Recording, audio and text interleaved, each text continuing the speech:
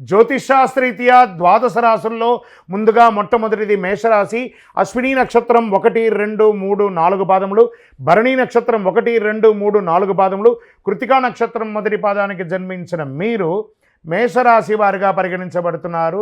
ఈ అక్టోబర్ 2025 మీ యొక్క శుభాశుభ ఫలితాలు గోచార గ్రహాలతో సహా స్టార్ట్ చేస్తాం. సూర్యుడు కన్యా రాశిలో, చంద్రుడు నెల క్రమంగా సంచారం చేస్తుంటారు. కుజుడు కర్కాటక రాశిలో, బుధుడు తులారాశిలో, గురువు బృహస్పతిలోను, శుక్రుడు సింహరాశిలోను, శని కుంభరాశిలో, రాహు మీనరాశిలో, కేతు కన్యా రాశిలోను ఈ నెల ఉన్నారు. ఈ యొక్క గ్రహాలన్నింటినీ ఉన్నటువంటి స్థానాన్ని బట్టి ప్రతి ఒక్క వర్గం వారిని మనం దృష్టిలో పెట్టుకొని చెప్తున్నాం. ముందు ఉద్యోగస్తులుగా తీసుకుంటాం. ఉన్నతాధికారి దృష్టిలో ఉంటారు మీరు. కొత్త బాధ్యతలు వస్తాయి. ప్రమోషన్స్, ఇంక్రిమెంట్స్ అవన్నీ కూడా వచ్చే అవకాశాలు ఉన్నాయి మొదటి అర్ధభాగంలో. సహచరులతో చిన్న విభేదాలు రావచ్చు. మాస ద్వితీయంలో కాస్త జాగ్రత్తగా ఉండండి. పై అధికారుల దగ్గర కానీ లేకపోతే ఎవరితోనో మాట్లాడేటప్పుడు చాలా జాగ్రత్తగా ఉండండి. ఇది ప్రైవేట్ అండ్ గవర్నమెంట్ సెక్టార్ ఇద్దరు ఉన్న వాళ్ళకి చెప్పడం జరుగుతుంది. మరి స్వయం వృత్తి చేస్తున్నటువంటి వారికి కొత్త ఆలోచనలు, ప్రోత్సాహం లభిస్తుంది. సృజనాత్మక రంగంలో మంచి పురోగతి ఉంటుంది. ఖర్చులు ఎక్కువ అవుతాయి. ఇండస్ట్రీస్కి అంతా కొంచెం ఖర్చులు ఎక్కువ అవుతూ ఉంటాయి. జాగ్రత్త పడండి. మీ యొక్క మిషనరీస్ అంతా మరమ్మతులు చేసుకోవడం, ఇలాంటి ఎలక్ట్రికల్ ప్రాబ్లమ్స్ ఏమైనా చిన్న చిన్నవి ఉన్నా అన్నీ కూడా చెక్ చేసుకోవడం ఉంటుంది మాస ద్వితీయంలో. జాగ్రత్త పడండి. పార్ట్నర్షిప్ వ్యాపారాల్లో అపార్థాలు వచ్చే అవకాశాలు రావచ్చు. తాత్కాలికంగా జాగ్రత్త పడని. కూర్చొని మాట్లాడుకుంటే అన్నీ కూడా సర్దిపడుతుంది.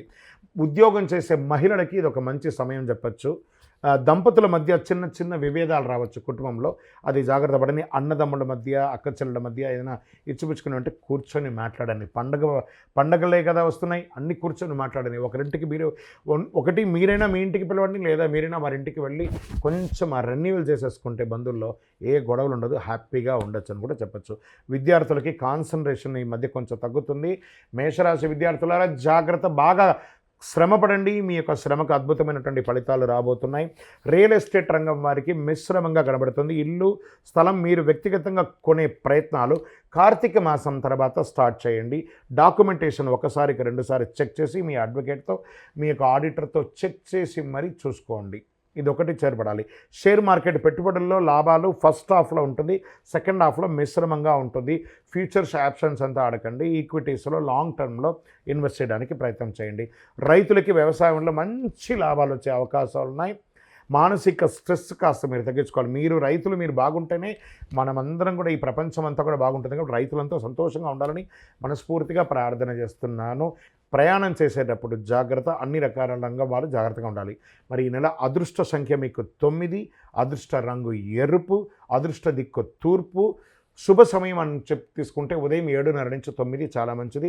ఆ సమయంలో ఏదైనా శుభ సమయంగా మీరు తీసుకోవచ్చు. పరిహారాలు ఏమైనా ఉన్నాయంటే హనుమాన్ చాలీసా పారాయణం చేయండి. మంగళవారాలు సుబ్రహ్మణ్య స్వామి వారి దేవాలయానికి 19 ప్రదక్షిణాలు చేయండి. సూర్యారాధన చేయండి. ఆరోగ్యం కోసం, మీ ఆరోగ్యం వచ్చేసి కాస్త మిశ్రమంగా కనబడుతుంది. సూర్యారాధన చేయండి. ఇంకను గోవులకి పండ్లు అవన్నీ కూడా ఇవ్వండి. మీ యొక్క ఇష్టదైవం, కులదైవం దేవాలయంలో మీ వయస్సు ఎంత ఉందో అన్ని దీపాలు వెలిగించండి. విజయో